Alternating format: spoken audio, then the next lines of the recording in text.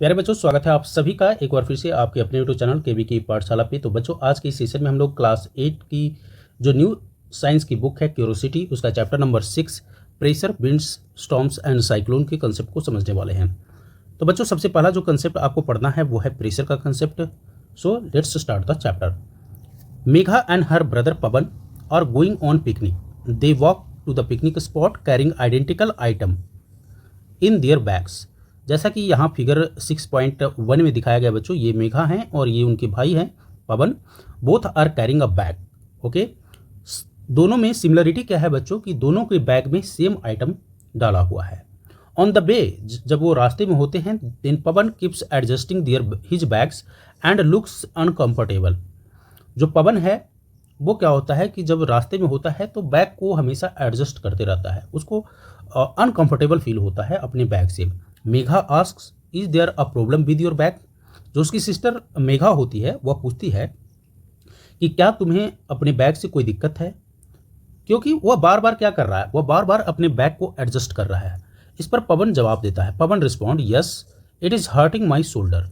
हाँ, ये जो बैग है ना, मेरे शोल्डर में इस बैग से क्या हो रहा है, दर्द हो रहा है। Megha says, both our bags are equally heavy.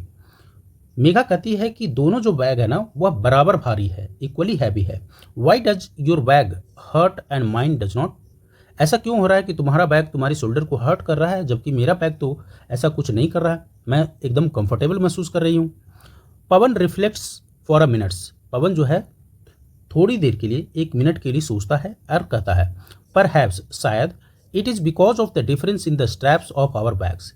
यह जो दिक्कत हो रही है ना, शायद उसकी वजह जो है वो हमारे बैग का स्ट्रैप का है। अब स्ट्रैप से क्या अंतर आ गया बच्चों, my bag has narrow straps while your bag has broad strap. अब यहाँ से आपकी जो साइंस का जो कंसेप्ट प्रेशर का है वो स्टार्ट हो जाएगा। यहाँ तक तो एक स्टोरी से समझाया है आपको।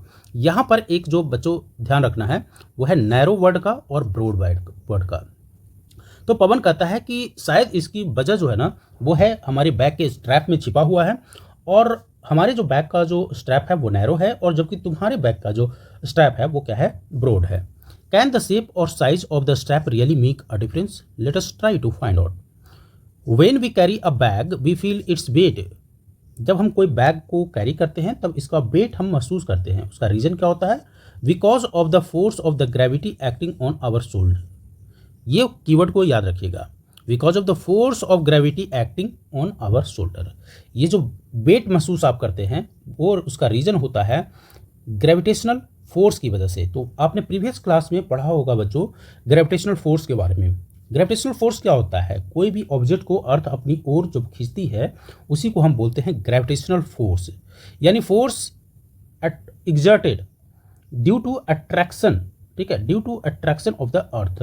जो फोर्स, जो ग्रेविटेशनल फोर्स होता है वो क्या होता है कि जब धरती किसी ऑब्जेक्ट को अपनी ओर आकर्षित करती है और उस समय जो फोर्स लगता है उसी को हम ग्रेविटेशनल फोर्स कहते हैं। तो वेट का जो महसूस होना होता है वह वही होता है कि force exerted by an object. Force exerted by an object is called क्या, वेट। ये आप लोगों ने प्रीवियस क्लास में पढ़ रखा होगा। So the weight of the bag with narrow strap act on the smaller area of our shoulder, whereas the weight of the bag with broad strap is spread over large area of our shoulder। कह रहा है कि जो wait है, ये जो bag है, दोनों का बैग का वजन तो समान है लेकिन स्ट्रैप में दोनों में अंतर है। जो पतली स्ट्रैप वाली होती है वो नैरो एरिया में अपना प्रेशर डाल रही होती है, जबकि जो ब्रॉडर स्ट्रैप वाली होती है वो लार्जर एरिया में वो प्रेशर डाल रही होती है। It is due to this reason that we feel more comfortable carrying a bag with broader strap than one with narrow strap, although both bags have the same weight. और यही कारण है कि दोनों बैग का समान वजन होते हुए भी हम क्या है, ब्रॉडर स्ट्रैप में ज़्यादा कंफर्टेबल महसूस करते हैं rather than narrow strap. Since the area over which the force act is involve we defined a quantity called pressure. So pressure को अगर हम डिफाइन करना हो तो हम क्या डिफाइन करेंगे, pressure is a force per unit area, यानी पर यूनिट एरिया पर लगने वाले फोर्स को ही हम क्या बोलते हैं बच्चों, प्रेशर बोलते हैं। और इसे हम अगर फॉर्मूला के तौर पर लिखें, so the pressure is equal to force upon area. इसे याद रखिएगा, pressure is equal to force upon area. बच्चों यहाँ कुछ और एग्जाम्पल के थ्रू इस प्रेशर को आपको समझाया गया है। वो एग्जाम्पल है एक bucket with broad and narrow handles यहाँ पर दिया गया है। ये एक नैरो हैंडल्स है और ये एक ब्रॉड हैंडल्स है। जब आप नैरो हैंडल्स को कैरी करते हैं तब आप इस पर फोर्स जो है ज़्यादा अप्लाई होता है, वेयर एज जो ब्रॉड हैंडल होता है उसको जब कैरी करते हैं तब आप बहुत ज़्यादा कंफर्टेबल महसूस करते हैं रेदर देन नैरो हैंडल वाले बकेट के, जबकि दोनों में पानी क्या होगा, सेम होगा। दूसरा एक और एग्जाम्पल है बच्चों यहाँ पर पर्सन कैरिंग लोड्स। कभी कभी अपने आसपास के एरिया में देखे होंगे जब कोई व्यक्ति या तो पॉट या कुछ इस तरह के आइटम अपने सर के ऊपर रखता है तो उसके नीचे यहाँ पर देखिए कुछ रखा हुआ है। गोल के राउंड आकार का क्लोथ्स अपने सर के ऊपर रख लेता है ताकि जो लगने वाला जो प्रेशर है वो समान एरिया में लगे, ना कि किसी एक पार्टिकुलर एरिया में लगे। तो जितना ज़्यादा एरिया होगा उतना ही प्रेशर क्या हो जाएगा, कम हो जाएगा। यानी the area will increase, area अगर इंक्रीज होगा बच्चों तो प्रेशर क्या होता है बच्चों, प्रेशर वो हो जाता है डिक्रीज। ये रिलेशन आप याद रखिएगा, जैसे ही एरिया बढ़ेगा प्रेशर घटेगा, एरिया घटेगा प्रेशर क्या हो जाता है बच्चों, बढ़ जाता है। उसी बात को यहाँ पर आपको समझाया गया है। Broad step reduce the pressure exerted by the bag on our shoulder as compared to narrow step. Therefore, we feel more comfortable carrying a bag with broad step. ये हम लोगों ने ऑलरेडी पढ़ लिया कि जो चौड़ी पट्टी वाली बैग होती है वो क्या होती है, कम प्रेशर एग्जर्ट करती है। यानी कि ब्रॉड स्टेप जो है वो प्रेशर जो बैग के द्वारा डाल रही होती है उसको रिड्यूस कर देती है। And therefore we feel more comfortable carrying a bag with broad step. Okay, Can you now understand why it feels easier to lift a water-filled bucket with broad handle than with a narrow handle? ये तो आप लोगों ने समझ गया। आप लोगों अगर कभी बकेट को उठाए होंगे तो नैरो हैंडल के कंपैरिजन में जो ब्रॉड हैंडल वाला बकेट होता है उसको कैरी करना आसान होता है। Similarly we have seen that when the people carry loads like pots और vegetable basket on their heads they often place a round piece of clothes under the load. In the both cases the objective, यहाँ पर से ध्यान दीजिएगा, दोनों ही case में चाहे वो बकेट का केस हो या पर्सन कैरिंग लोड का केस हो, दोनों केस में ऐसा ब्रॉड और क्लोथ रखने का जो मेन ऑब्जेक्टिव होता है बच्चों, objective is to reduce the pressure by increasing the area over which the weight acts. Main objective है इनका प्रेशर को रिड्यूस करना, और प्रेशर रिड्यूस तभी होगा जब एरिया इंक्रीज होगा। So the pressure is defined as the force per unit area, ये भी हम लोगों ने पढ़ लिया। बच्चों अगर आप बात करें एसआई यूनिट ऑफ प्रेशर की, तो एसआई यूनिट ऑफ प्रेशर आप कैसे निकाल पाएंगे। जैसा कि आप लोगों ने पढ़ा कि प्रेशर बराबर क्या होता है, प्रेशर बराबर होता है फोर्स अपॉन एरिया। तो इससे आप डिराइव कर सकते हैं इसका एसआई यूनिट। कैसे डिराइव कर सकते हैं, फोर्स का आप एसआई यूनिट ऑलरेडी आपने प्रीवियस कक्षा में पढ़ लिया है और प्रीवियस चैप्टर में भी पढ़ा है। फोर्स का एसआई यूनिट क्या होता है बच्चों, तो न्यूटन होता है। और एरिया का क्या होता है, तो आप बोलेंगे सर मीटर स्क्वायर होता है। तो इस तरीके से क्या हम डिराइव कर सकते हैं कि प्रेशर का जो एसआई यूनिट होगा वो न्यूटन अपॉन मीटर स्क्वायर होगा, या इसको हम ऐसे भी लिख सकते हैं न्यूटन मीटर माइनस का 2। क्या हम ऐसे लिख सकते हैं, बिल्कुल लिख सकते हैं। ठीक है, तो आपकी जो कक्षा में पढ़ना है वो है newton per metre square.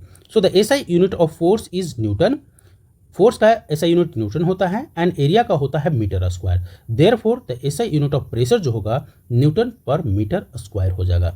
This unit, ये जो यूनिट है न्यूटन पर मीटर स्क्वायर, इसको हम पास्कल भी कहते हैं। तो ध्यान रखिएगा, एसआई यूनिट जो प्रेशर का है वो होता है न्यूटन पर मीटर स्क्वायर, और इसको पास्कल भी कहा जाता है। एंड पास्कल को हम डिनोट करते हैं बच्चों पी ए से, यानी कैपिटल पी और स्मॉल ए से। पास्कल को डिनोट करते हैं कैपिटल पी और स्मॉल ए से। ओके, याद रहेगा। एक चीज़ यहाँ पर ध्यान रखिए, यहाँ पर एक न्यूमेरिकल वैल्यू दिया हुआ है, आपको उससे बनाना है। न्यूमेरिकल वैल्यू क्या है बच्चों, कहता है कि if a force of 100 newton is applied on a cardboard of area 2 metre square. Suppose ये एक कार्डबोर्ड है जिसका एरिया है 2 मीटर स्क्वायर का। ठीक है, अब इस पर कितना का फोर्स अप्लाई हो रहा है बच्चों, फोर्स अप्लाई हो रहा है कि 100 न्यूटन का। अगर 100 न्यूटन का फोर्स अप्लाई हो रहा है तो आपसे क्वेश्चन पूछ रहा है कि देन बताइए कि pressure applied on the cardboard क्या होगा। प्रेशर जो है इस कार्डबोर्ड पर 100 न्यूटन का अगर हम फोर्स लगाए तो प्रेशर क्या होगा। तो आप बोलेंगे कि सर प्रेशर का फार्मूला मुझे मालूम है, वो होता है फोर्स अपॉन में एरिया होता है। फोर्स अपॉन में क्या होता है, एरिया होता है। फोर्स अपॉन एरिया होता है। तो फोर्स कितना दिया हो बच्चों, फोर्स हो रहा है हमारा 100 न्यूटन का, 100 न्यूटन का फोर्स लग रहा है।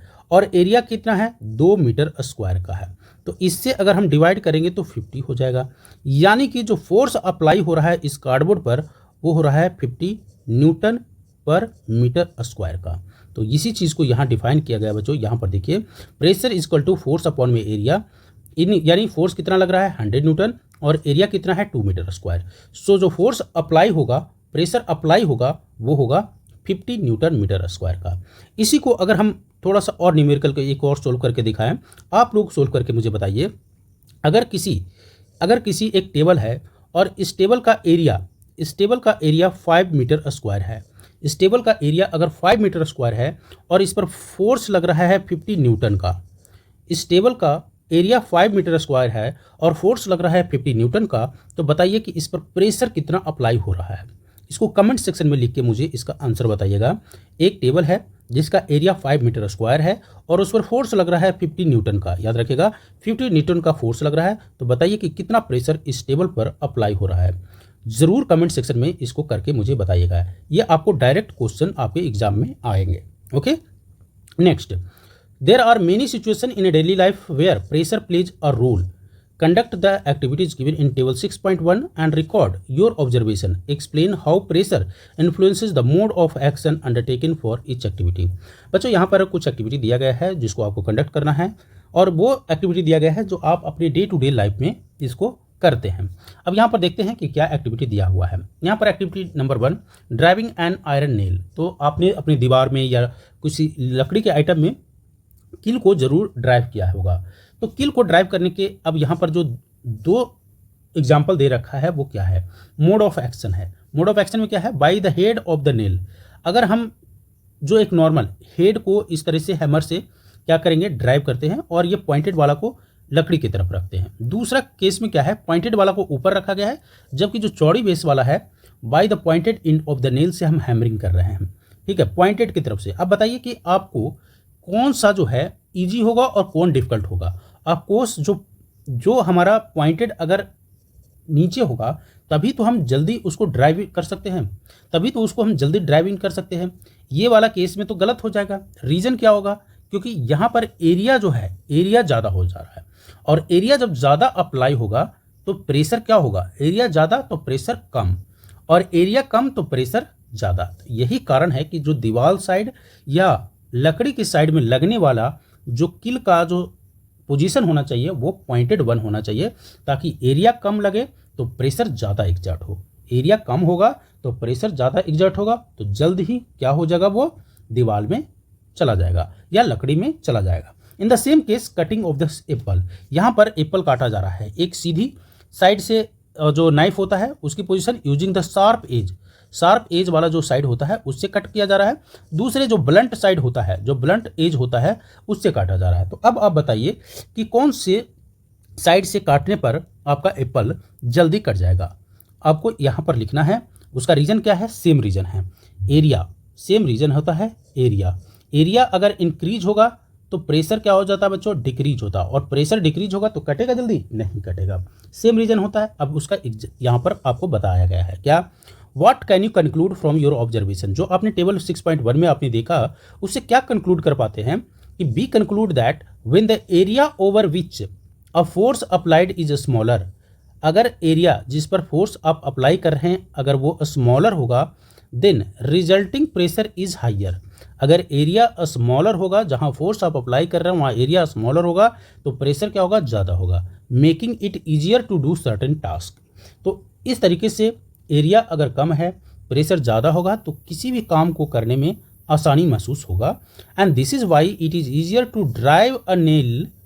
दिस इज़ वाई, यहाँ देखिएगा, this is why it is easier to drive a nail using its pointed end and it is easier to cut an apple with a sharp edge of knife. आई बात समझ में, क्यों हम pointed nail को जल्दी ड्राइव कर सकते हैं और क्यों शार्प एज वाले नाइफ से हम इजी तरीके से एप्पल को कट कर सकते हैं। उसका रीज़न क्या है, उसका रीज़न है स्मॉलर एरिया। स्मॉलर एरिया क्या करता है, प्रेशर को बढ़ाता है। You must have seen overhead water tanks. आपने इस तरीके के वाटर टैंक अपने एरिया में देखा होगा। तो कह रहा है आपको कि क्या आखिर रीज़न है कि इसको हाइट पर रखा जाता है। तो हाइट जब ज़्यादा होगा, तो हाइट अगर ज़्यादा होगा तो नीचे क्या होगा, प्रेशर क्या होगा बच्चों, ज़्यादा लगेगा। हाइट अगर ज़्यादा होगा, ज़्यादा हाइट से पानी आएगा तो प्रेशर क्या होगा, ज़्यादा एग्जर्ट होगा। और यही कारण है कि इस तरीके के ओवर टैंक जो है हाइटेड पोजीशन पर बनाया जाता है या रखा जाता है। या इसको और भी अगर हम बात करें तो अपने घर में, आपके घर में जो टैंक होता है, वाटर टैंक होता है, वो देखते हैं सबसे ऊपर रखा जाता है। उसका रीज़न क्यों, क्योंकि ऊपर से प्रेशर नीचे तक जा सके। यहाँ उसको समझने के लिए बच्चों यहाँ एक एक्टिविटी दिया हुआ है। कहता है कि एक्टिविटी जो 6.1 है, late us try and find out. क्या ट्राई और फाइंड आउट करना है, let us find out why conducting the following activity. अब जो प्रेशर है कि ऊंचे हाइट से प्रेशर ज़्यादा लगेगा, उसको हम लोग इस एक्टिविटी के माध्यम से समझ सकते हैं। यहाँ पर इस एक्टिविटी को करने के लिए आपको क्या करना है कि दो ट्रांसपेरेंट, इस तरीके के दो ट्रांसपेरेंट ग्लास या प्लास्टिक पाइप लेना है। या तो ग्लास का पाइप हो या प्लास्टिक का पाइप हो। ध्यान ये रखना है कि दोनों जो पाइप है या तो ग्लास या प्लास्टिक का हो, बट लेंथ क्या होना चाहिए, सेम होना चाहिए। ये नहीं कि एक छोटा एक बड़ा, दोनों का लेंथ क्या होना चाहिए बच्चों, पाइप का सेम होना चाहिए। अगर आप ये 25 सेंटीमीटर का ले रहे हैं तो ये वाले भी पाइप की जो लेंथ होनी चाहिए वो क्या होनी चाहिए, 25 सेंटीमीटर ही होनी चाहिए। ठीक है, लेकिन साइज तो सेम हो, लेकिन डायमीटर जो है ना, इसका डायमीटर दोनों का अलग अलग हो। एक का डायमीटर कम रखिए, दूसरे का डायमीटर ज़्यादा वाला ले लीजिए, बट डिफरेंट डायमीटर, जैसा कि यहाँ पर शो किया गया है। Take 2 good quantity of rubber balloon. यहाँ पर कुछ रबर बैलून दोनों में नीचे लगा देना है और इसको अटैच कर दीजिए पाइप के साथ। 2 गुड क्वालिटी का रबर बैलून लीजिए। ऐसा नहीं खराब क्वालिटी का नहीं लेना है कि तुरंत लगाए और वो फट जाए, नहीं। गुड क्वालिटी का रबर आप ये बैलून लीजिए और उसको इस पाइप में क्या करना है, अटैच करना है। अब अटैच करने के बाद क्या करना है, इन दोनों को एक क्लैंप के साथ अटैच कीजिए। Clamp the pipe with a stand. एक 2 स्टैंड लाइए और इनको क्लैंप कर दीजिए। अब इसमें आपको क्या करना है बच्चों, पानी फिल करना है। दोनों पाइप में पानी फिल कर दीजिए और दोनों का लेवल जो है वो सेम रखिए। जैसा कि यहाँ पर देखिए लेवल क्या है, पानी का सेम रखा गया है। बच्चों अब यहाँ आप अपनी ऑब्जर्वेशन को ध्यान से देखिए। Observe what happens to the balloon. अब कहाँ हमको देखना है, क्या हम पानी को देखना है, नहीं, यहाँ बैलून को देखिए। बैलून में क्या हो रहा है, बल्जिंग। बैलून में क्या हो रहा है, जब पानी यहाँ पर से छूटेगा तो क्या होगा, वल्ज होगा। ये बैलून क्या होगा, वल्ज होगा। अब चूंकि लेवल दोनों का सेम है तो वल्जिंग भी दोनों का बच्चों क्या होगा, सेम होगा। चाहे डायमीटर इसका ज़्यादा ही क्यों ना हो, डायमीटर इसका ज़्यादा, इसका डायमीटर कम ही क्यों ना हो, दोनों का वल्जिंग जो है वो सेम होता है अगर लेवल दोनों का सेम हो। ध्यान रखिएगा। What can you infer from this activity. इस एक्टिविटी से आपको क्या पता चलता है, you must have observe that the 2 balloon bulge to the same extent. यानी दोनों बैलून जो है सेम तरीके से वल्ज होता है। वाई इट इज सो, ऐसा क्यों। Notice that because of the different diameter the weight of water in 2 pipes is different. कह रहा है कि notice that because of the different diameter the weight of water in 2 pipes is different, however the bulge in the both the balloon is the same. This means that the weight of water in the pipe could not be responsible for the extent of the bulge of the balloon. Weight से इसको कोई प्रभाव नहीं पड़ा। Could it be the water column is exerting pressure? Yes, it is the pressure exerted by the water column which is responsible for the bulge. That is why equal water column heights produce equal bulge in the balloon despite the different diameter. तो इसका जो reason था बच्चों वो था water column. यानी अगर दोनों का हाइट सेम रहेगा तो प्रेशर जो है दोनों में सेम एग्जर्ट होगा। प्रेशर दोनों में क्या होगा बच्चों, सेम एग्जर्ट होगा और यही कारण है कि सेम वल्जिंग होगा। अब उसी एक्टिविटी को थोड़ा सा हमने चेंज कर दिया बच्चों। यहाँ पर उस एक्टिविटी को हमने क्या किया कि पहले वाले में हम लोगों ने सेम हाइट तक का वाटर लिया था, अभी बाकी सब आइटम सेम रहेगा, सिर्फ हम लेवल, वाटर लेवल को क्या कर दिए, वाटर लेवल को 1 में बढ़ा दिए। जैसे ही हमने वाटर लेवल को बढ़ाया तो अब इन दोनों को ऑब्जर्व कीजिए। जो ये वाला बैलून जिसमें वाटर लेवल को हमने बढ़ाया था ये ज़्यादा वल्ज होगा रेदर देन कंपेरिजन टू जिसमें कम लेवल तक का पानी होगा। समझ में आया ये बात। जिसमें वाटर लेवल ज़्यादा होगा यानी कि ज़्यादा हाइट से आने के बाद प्रेशर क्या लग रहा है बच्चों, ज़्यादा लग रहा है। तो ये टैंक वाला कंसेप्ट आपको समझ में आया कि क्यों आखिर हाइट पर टैंक रखा जाता है। Pour some more water in any one of the pipe used in figure 6.5। जैसा कि 6.5 लास्ट वाला जो था उसमें, observe that bulge of the balloon, repeat this process few times adding more water each times, noting the extent of bulge. कह रहा है कि थोड़ा थोड़ा पानी बढ़ाते जाइए और बल्जिंग पर अपना ध्यान फोकस कीजिए। Do you see any relation between the amount of bulge of the rubber balloon and the height of the water column in the pipe? क्या आपको कुछ रिलेशन नज़र आ रहा है? जैसे जैसे हम पानी को बढ़ा रहे हैं तो क्या बल्जिंग में कुछ अंतर महसूस हो रहा है आपको? You must have observe that the bulge of the balloon increases as the height of the water column increases. आपने यह जरूर महसूस किया होगा कि जैसे जैसे हमने वाटर के हाइट को बढ़ाया तो बैलून की जो बल्जिंग है वो क्या हो गया? इंक्रीज हो गया। Thus as the height of the column in the pipe increases, the pressure at the bottom of the pipe also increases. जैसे जैसे हमने वाटर को जो पाइप है, वाटर पाइप है, उसकी हाइट को हमने जैसे इंक्रीज किया, प्रेशर भी बॉटम में क्या हो जाएगा बच्चों? वर्टिकल जो प्रेशर होगा बॉटम में वह भी इंक्रीज कर जाएगा। ठीक है, which causes the balloon to bulge more, so we can say that the pressure exerted by the liquid in vessel depends on height of its column। और इस तरीके से हम कह सकते हैं कि किसी भी कॉलम में, किसी भी लिक्विड वेसल में अगर लिक्विड रखा है तो एक वर्टिकल प्रेशर होता है और वो डिपेंड करता है हाइट ऑफ इट्स कॉलम पर। तो वर्टिकल प्रेशर जो किस पर डिपेंड करता है बच्चों? हाइट ऑफ इट्स कॉलम पर। And this is the reason why overhead tanks are placed at height. आगे आंसर आपको, आखिर पहले क्या पूछा गया था, आखिर क्या रीजन है कि ओवरहेड टैंक को हम हाइट पर रखते हैं? उसका रीजन यही है कि ज़्यादा प्रेशर एग्जर्ट होता है हाइट पर रखने से, so that the pressure in its tap is increase resulting in good stream of water from the tap, ताकि ज़्यादा प्रेशर से पानी आए और हम अच्छे से उसका इस्तेमाल कर पाएँ। Suppose you are living on the second floor of 3 storey building and overhead water tank is placed on the top floor, will you and your friend on the first floor receive more powerful stream of the tap? Give the reason। क्या बोल रहा है आपको? will you or your friend on the first floor receive a more powerful stream of a tap water? Give reason। कहता है कि first floor पर, second floor पर क्या है कि suppose you are living on the second floor of the 3 storey building है, 3 storey building है। यहाँ पर क्या बोल रहा है? 3 स्टोरी बिल्डिंग है और आप क्या है? सेकंड फ्लोर पर रह रहे हैं। ओके, और यहाँ पर कह रहा है कि an overhead water tank is placed on the top floor. ये ओवरहेड जो है इस पर जो है टंकी रखा हुआ है वाटर का। Okay, will you and your friend on the first floor, और आप क्या है यहाँ पर बोल रहा है कि आप जो है ना, सपोज यू आर लिविंग यहाँ पर, और फर्स्ट फ्लोर पर क्या बोल रहा है? Will you and your friend on the first floor receive a more powerful stream on the tap. अगर आपका कोई दोस्त अगर फर्स्ट फ्लोर पर है या आप अगर फर्स्ट फ्लोर पर है तो क्या ज़्यादा प्रेशर महसूस करेंगे? अगर ज़्यादा महसूस करेंगे, पानी का प्रेशर ज़्यादा महसूस करेंगे तो उसका रीज़न क्या है? अभी जस्ट हमने ऊपर बताया था कि जैसे जैसे हाइट बढ़ता है प्रेशर जो है बॉटम में क्या होता है बच्चों? इंक्रीज होता है। ठीक है, सो रीज़न आप लिख दीजिएगा इसको। अगला है एक्टिविटी लेटेस्ट फाइंड आउट। अब यहाँ पर जो है मैं आपको बता देता हूँ इन नटसेल क्या होता है बच्चों कि यहाँ पर आपको एक बॉटल लेना है और उसमें पानी भर देना है। पानी भरने के बाद क्या करना है बच्चों? लेकिन पानी भरने के पहले एक काम और करना है। वो एक काम और क्या करना है कि सबसे पहले आपको ये बॉटल को लेना है जो खाली हो, बॉटल एम्प्टी बॉटल को लेना है। क्या लेना है? एम्प्टी प्लास्टिक बॉटल लीजिए और उस एम्प्टी प्लास्टिक बॉटल में छेद करना है, इसे इस तरह से होल करना है। क्या करना है? 3-4 साइड में 3-4 होल करिए। अब होल करने के लिए क्या कर सकते हैं? कील से होल कर सकते हैं। ध्यान रखना है कि सारे होल सेम साइज़ के होने चाहिए।